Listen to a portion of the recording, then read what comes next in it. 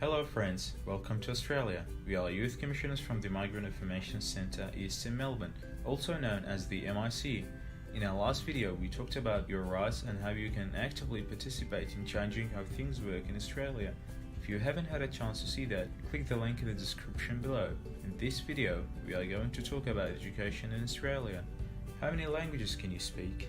Maybe you can speak more than one language, and that is fantastic, because it is a skill that might help you obtain employments in the future. But to get started, it is important to learn the most common language in Australia, which is English. There are lots of ways to improve your English. You can start by reading books and learning new words.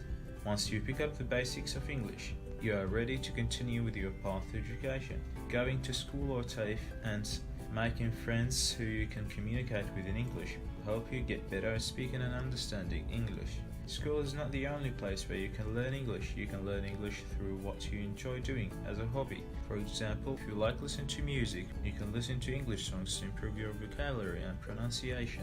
If you love sports, you can watch your favorite sports on Australian TV or listen to the radio. Some other tips to learn English are: have a dictionary nearby so you can look up words you don't know the meaning of when you're reading. Try to memorize new words and use these words in a sentence. When you do not know the meaning of a word, do not be afraid to ask your teachers or friends what those words mean. When you first arrive in Australia, if you are under 17, you'll be placed in an English language school. This is provided by the government, and in the eastern suburbs, the school is called Migrant English Language School, or BELS. You can build up your basic English skills in writing, speaking and reading in this school. Normally, you will be at BELS for 1 year.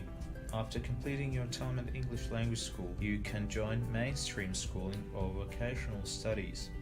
We will talk about vocational studies later. Now let's focus on schools. There are two different types of schools in Australia: primary schools and secondary schools. Secondary school. There are many year levels in Australian schools. Usually students are placed in a year level with other students of the same age. There are 6 year levels in secondary schools: Year 7, 8, 9, 10, 11 and 12.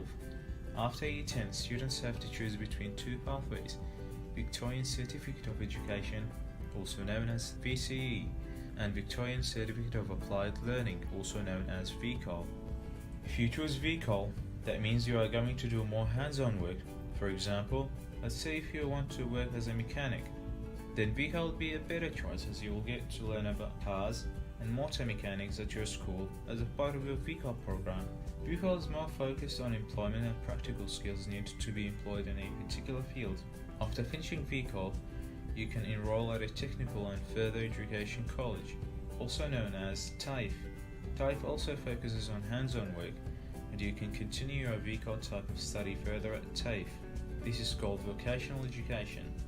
There are many vocational education pathways in Australia.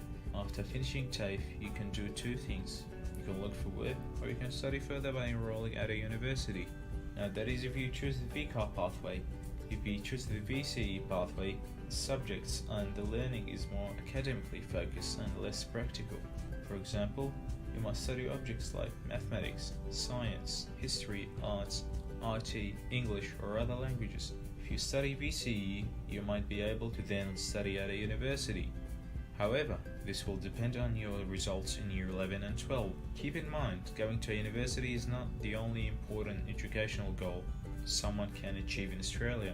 In some countries, going to university is highly regarded and respected, but in Australia, it is just a choice.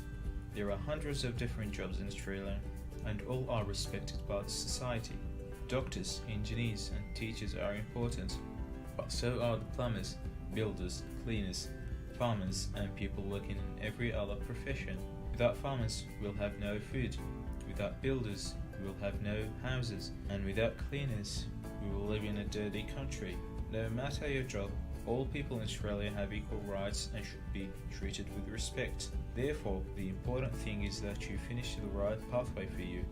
This way you will be happier and it will be easy to achieve your goals. At secondary schools, some teachers can give you advice about different pathways and future jobs you might like to do.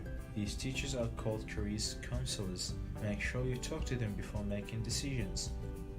Also in Australia, age is not a problem when it comes to education. If you are someone who is older and wants to study, there are many options for you. This is where vocational education and career pathways becomes really important. Now, what if you are over 17? Then the Australian government will provide you English classes through a different program called the Adult Migrant English Program, also known as AMEP. After finishing your AMEP classes, you can enroll at a TAFE or vocational studies or even at a university. However, what courses you can and cannot enroll in may depend on many things such as your level of English. Also, some TAFEs provide courses that teach both English and industry-focused skills. Every individual in Australia is provided various opportunities to study what he or she likes. Keep in mind, it is never too late to study something you are interested in.